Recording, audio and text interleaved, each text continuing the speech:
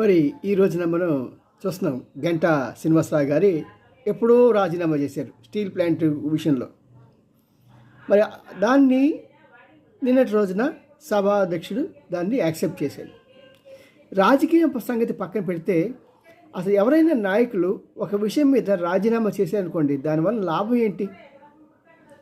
అతను అసెంబ్లీలో కానీ పార్లమెంట్లో కానీ ఉండి ఆ ప్రజల యొక్క బాధలు, సపోజ్ మన విశాఖపట్నం ఉందనుకోండి, విశాఖపట్నం స్టీల్ ప్లాంట్ విషయం ఉందనుకోండి, దాని గురించి ఎంపీ అయితే పార్లమెంట్లో వాదించాలి. ఇలాగా ప్రజల ఆశయం కోసం ఎంతోమంది బలిదానాలు ప్రతిఫలం విశాఖ స్టీల్ ప్లాంట్, దీనికి ఒక ఇది మైన్ ఇస్తే చాలు, క్యాప్టివ్ మైన్ ఇస్తే చాలండి, బ్రహ్మాండంగా అభివృద్ధి చెందుతుంది, ఇంతమంది ఉద్యోగాలు నిలబడతాయి. అంతేకాకుండా స్టీల్ ప్లాంట్కి చాలా పెద్ద స్థలం ఉంది, అది రియల్ ఎస్టేట్గా అమ్మినా సరే ఎన్నో కోట్ల రూపాయలు వస్తాయని చెప్పాలి కదా.